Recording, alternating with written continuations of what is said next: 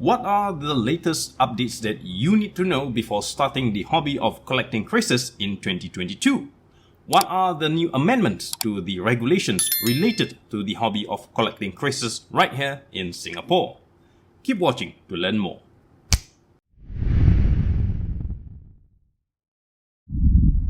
Okay, hi guys, and welcome to another video. May you be in good health and positive spirit always.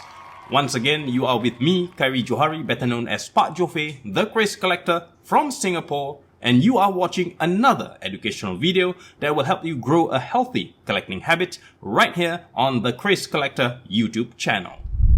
If you are more comfortable watching my videos in the native Malay language, feel free to drop by my second YouTube channel, Pusaka Pak Jofe, right here.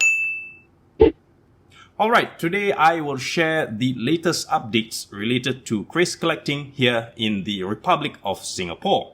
Are there any significant changes from what I once shared last year? Let's get into it right now. We are nearing the end of the first quarter of 2022, and in my opinion, it is a bit overdue for an update with regards to what you need to know before starting the hobby of collecting krises here in Singapore. Fundamentally, there are 6 important things that you need to know and comply with if you are interested in starting a private kris collection right here in Singapore. Reference to the Arms and Explosives Act of 1913. This is where the articles on all matters closely related to krises and other sharp and edged weapons are recorded. Towards the end of December 2021, a number of amendments were made to this act and deemed admissible with immediate effect as of the 31st of December of 2021. In this act, the kris belongs under the category of daggers alongside other sharp, stabbing and bladed weapon types, which are deemed as controlled but not necessarily prohibited items. The first question that is often asked is it necessary to have a license before you start to keep krises as a cultural and heritage collection? The most obvious answer is none. No license is required to keep krises. Now, once again, krises are categorized under the weapon type of daggers, which makes them a controlled item, but again, not necessarily a prohibited one.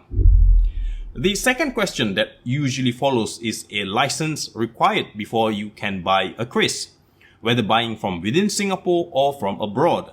The answer is still none. No license is required before you can buy a kris, but it depends on certain conditions, which I will explain further in the next few points that follows. The next question is, do I need a license to sell krises? The answer to that is yes, you do need a license to trade, deal and sell krises either within Singapore or if you are selling to clients based overseas. As I mentioned earlier, the kris is a controlled weapon. Even though it is not yet listed as a prohibited one, as a registered and licensed kris dealer or seller, you need to meet certain conditions set out in the approved dealer's license. The next question is closely related to the earlier question of buying krises. Is it an offense if you buy krises from those who are not yet registered and licensed? The answer is a resounding yes. It is an offense if you buy a dagger with the full knowledge that the seller does not have any approved license from the approving authorities. The next question is, can you buy a kris from abroad and bring it into Singapore as an individual collector? The answer is yes. Firstly, you need to declare through Singapore Customs that you are bringing in or importing a controlled item. Next, you need to follow the instructions of the duty officer. If needed, you may be further instructed to apply for a license to import a controlled weapon class. And last but not least, what are the natural materials that makes up the essential components of the kris that cannot be brought into the Republic of Singapore? Materials from animals and plants listed as endangered and protected species should not be brought into Singapore at all. Examples of animal parts such as elephant tusks, rhinoceros horns, tiger fangs, turtle scales, and so on. Meaning to say, if you have a Keris bought from overseas and you are well aware that the parts like the hilt or any other fittings are made from endangered species of animals listed in the CITES Act, and you do not have supporting permits that assigns you the rights to import such materials into this country, you will be committing an offense under the CITES Act.